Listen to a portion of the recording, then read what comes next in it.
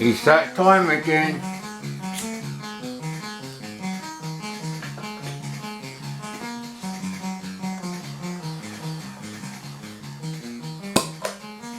And a bit of coffee, and why not, mate?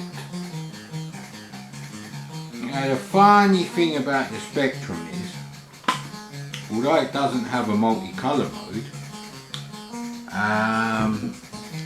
does actually allow you to change the foreground and the background colour of each character square. Unfortunately, the Amstrad CPC, in the same sort of resolution, can only display 4 colours unless you use raster trick, so 4 colours per line, whatever you do. And the C64, ignoring the sprites for a second, can only do can do 16 colours on a horizontal line, but you can't change the background colour of the character squares unless you use extended background colour mode, which limits you to 64 user definable graphics, and you can only have 4 different possible background colours, but that will probably be enough for this game. So I can only assume that Mr. Gary J. Foreman, who did the Commodore 64 version,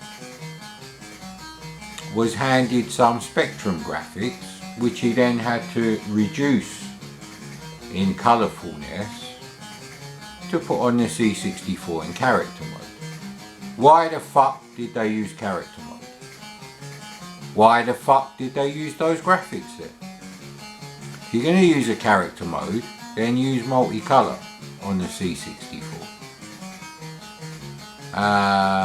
It's not like it scrolls, so why aren't you using high resolution bitmaps or even multicolour bitmaps? Then you don't have this problem.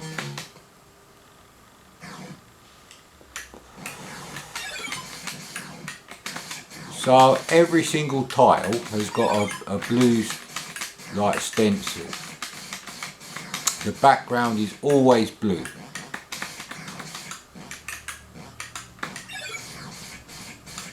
So anything that isn't that is going to have to be a sprite. And they are suitably chunky. Everything colourful on the screen, and I use that word reservedly, is right,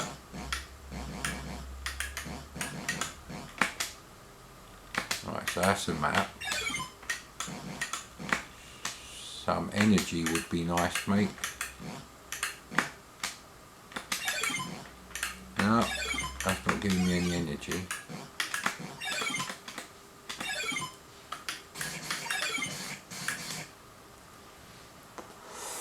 The colours they have chosen for the sprites are a bit weird. They've used a high-res single colour sprite for your frog. I presume it's a frog.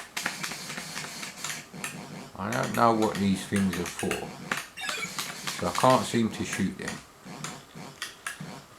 Now it's a pity, because this is kind of a rogue, it's a rogue-like gauntlet game with no scrolling. So that immediately puts it at a bit of a disadvantage for me, because I don't like flip screen games. I don't see the point.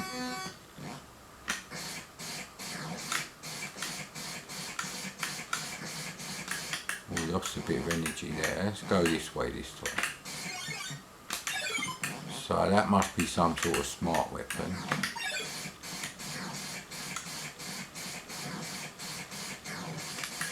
Yeah, those aliens remind me of Alien Breed on the Amiga, which desperately needs a graphic update for your bloke. Ugh. The viewpoint they've shown him at is so unrealistic, it's stupid. See, I can't move because he's not actually moving in characters like the Spectrum. So again, they've taken the more sophisticated features, and I'm not going to argue with that. Sprites are more sophisticated than not having sprites, whatever you do. And they've made the game worse. C64 has a higher resolution than the Spectrum. It's not a 32 column machine, it's a 40 column machine. So, you know, what can you really say about this game? They've taken the Spectrum game, which is actually quite nice for the Spectrum,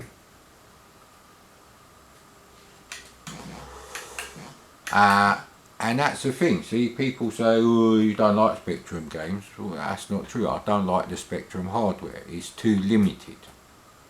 I never said I don't like Spectrum games. There are some games that I think really do make the most of the insufficient hardware of the ZX Spectrum, especially the rubber key models with no sound chip. 48K is more than enough. God damn it. But they've absolutely shit all over Commodore owners with this version.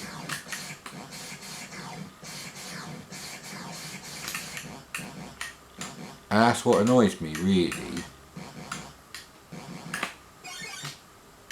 Maybe I'm supposed to collect those things. So it's an interesting idea that I don't think works. Roguelike flip screen gauntlet game.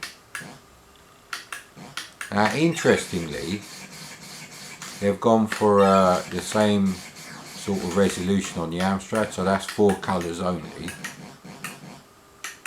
Even though I don't really see the point of that light grey and light green and medium grey for that big square thing there, which you probably can't tell because the camera doesn't like that sort of pastel colours.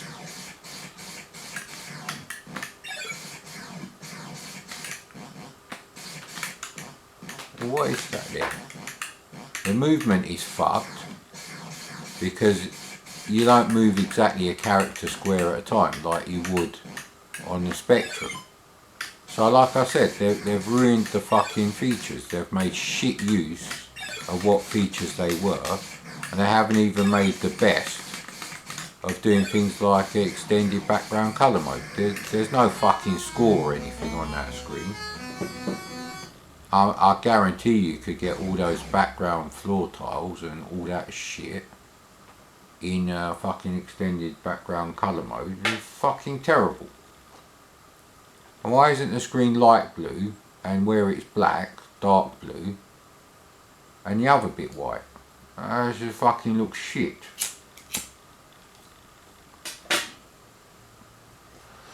So if you want to play this game, what you really have to do is basically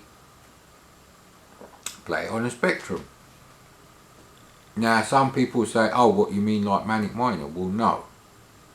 Because on Manic Miner,